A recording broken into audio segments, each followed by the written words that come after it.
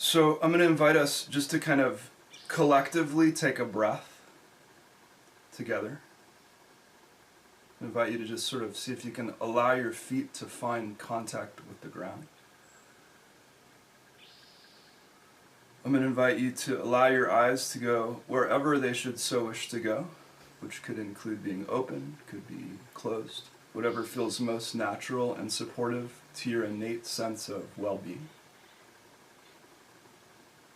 If it feels good to you to be still, that's fine. If you want to keep moving, that's fine. This is an invitation for you just to take a moment to allow yourself to arrive here in this place. And this place is a virtual place in a way, but it's also quite real because in some non-trivial way, we're actually around a fireplace here because the nature of our work is the construction of circles, the construction of spheres, the construction of relatedness.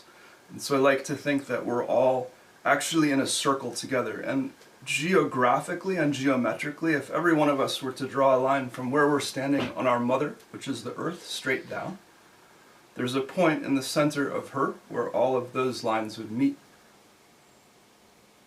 Yeah? And my invitation is that you take a moment just to feel that that is both spiritually and geographically the case. Now that's an interesting way of reconciling what is often framed as a duality between spirit and matter. And what I would like to propose to you is that part of what we're working with today is the reconciliation of that duality, which is not necessarily duality, but that the axis of the autonomic nervous system, which is the energetic interface between the body and the mind, between spirit and matter, is an organizational axis along which we can organize our own relatedness both with place, with life herself, with nature, with one another, and with spirit. Yeah? My invitation to you is to feel what I'm saying as much as you hear what I'm saying. Yeah? And that we be in a co-inquiry and a co-exploration and a spiral in a circle, you know.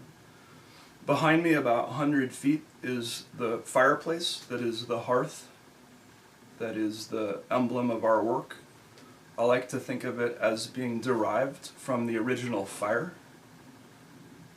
The original fire, the elemental teaching, indigenous to the human lineage of relatedness. So I come with humility, with the intent to share some of what I have been gifted by friends, teachers, and mentors, the kindness I have received from those who have come, to teach me, and then the work that we continue to do ourselves to learn in community, to learn with the people that are our clients, our colleagues, our partners, that collectively we might find more life. Yeah? Find more life. So this is the first time that I've presented publicly on this material. It's coming on, sort of the heels of a really personally interesting experience, which was that my company went to zero in May. Financially, we went to zero. We almost got erased. This was after having 3 times attempted to partner with world-renowned institutions. One of them was the Stanford University School of Medicine. One of them was Evolve Ventures, which is a $100 million impact investment fund founded by the billionaire Chinese internet entrepreneur Bo Xiao. One of them was a global executive coaching and leadership development firm. And in each case, we ended up withdrawing from the partnership because when the rubber met the road, each of them turned out to be operating in a domination paradigm. And we couldn't engage with them. So we had this really interesting moment from May through June where the company went to zero because we hadn't made a backup plan because we thought that was going to go through. And I think it put me into contact with a certain level of intensity, a certain level of rawness, and there was some insight, I think, that came through that, I hope. So what I'd like to share with you today is, some of the possible fruit of that, and I'm going to do this in two parts. So I want to spend the first part focused on pedagogy. I want to teach this to you, or at least, what we think we're understanding. And then I want to make the second part more experiential. So the first part is going to have a little more of the flavor of a lecture than what I would ordinarily do, but I'd like to transmit this information to you. Within that, though, my invitation for you to try to feel what I'm saying as much as hear it through cognition. I'm going to speak to your body, I'm going to speak to your heart, I hope to speak to your spirit, also speak to your head, but that's not the primary focus of my attention. So in the first part, I want to lay out pedagogy for you, and then in the second part, I want to make this a little more experiential. We'll take a break between those two parts, yeah?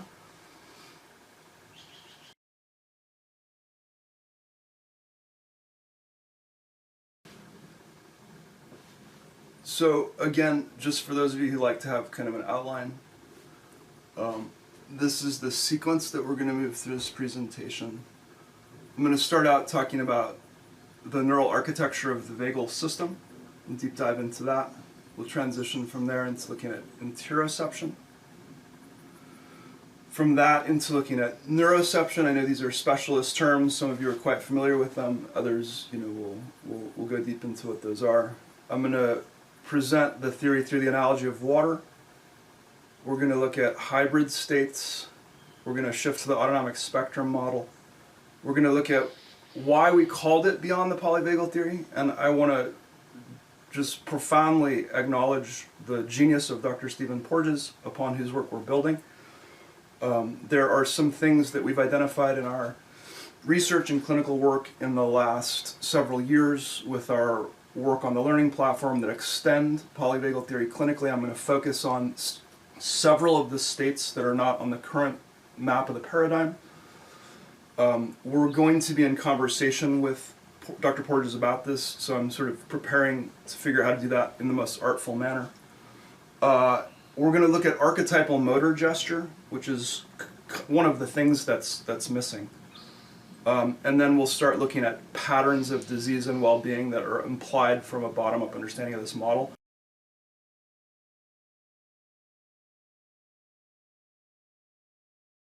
So I realize I'm presenting here to a pretty transdisciplinary audience. I imagine you wouldn't be here if you weren't interested in the nervous system. I started studying neuroscience rigorously my sophomore year at university. And the first really great teacher I had was a guy named Haig Kashishian, who was in the neurobiology department at Yale University. And I remember being sort of astonished by this notion that we are electrical beings.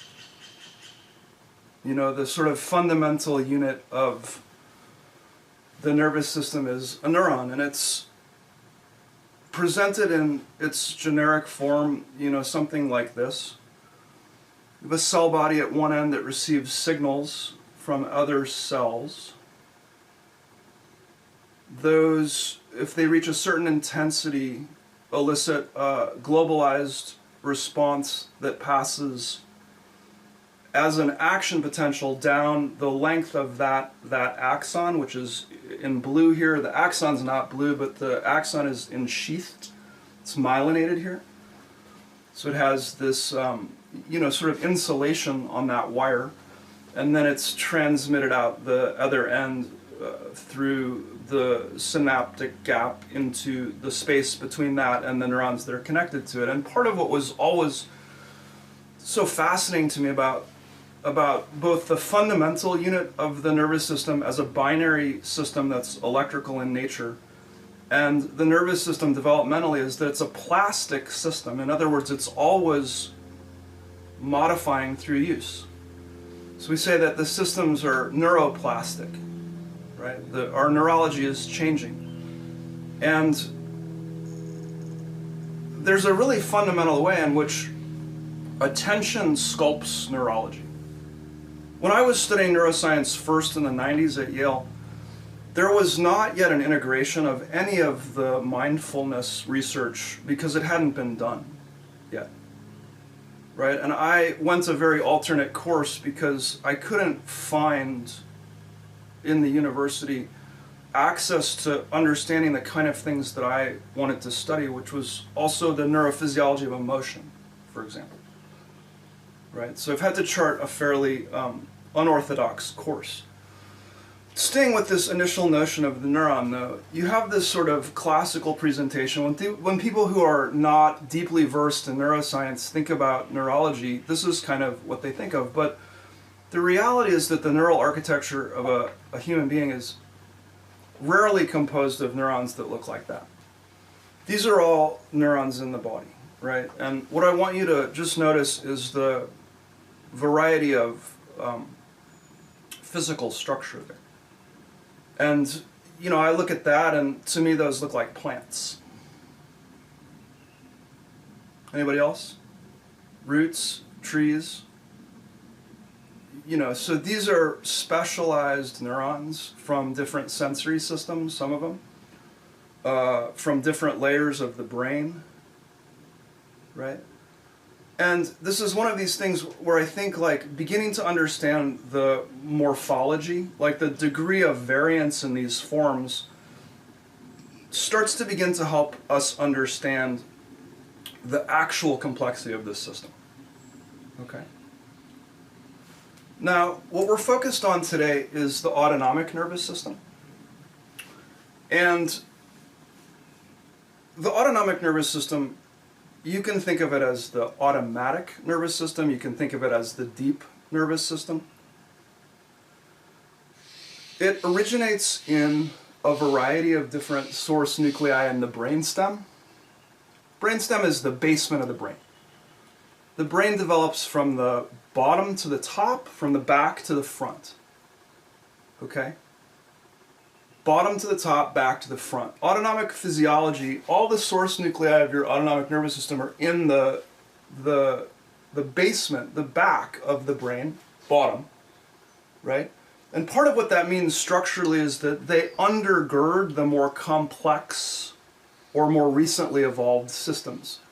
And I know that Paul MacLean's work on the triune brain has gone out of favor recently, but it is important that people understand that there's a hierarchical structure to the brain, and that the brain stem is the central, deepest structures, and then around that you have a midbrain, which is, you know, more emotional in nature.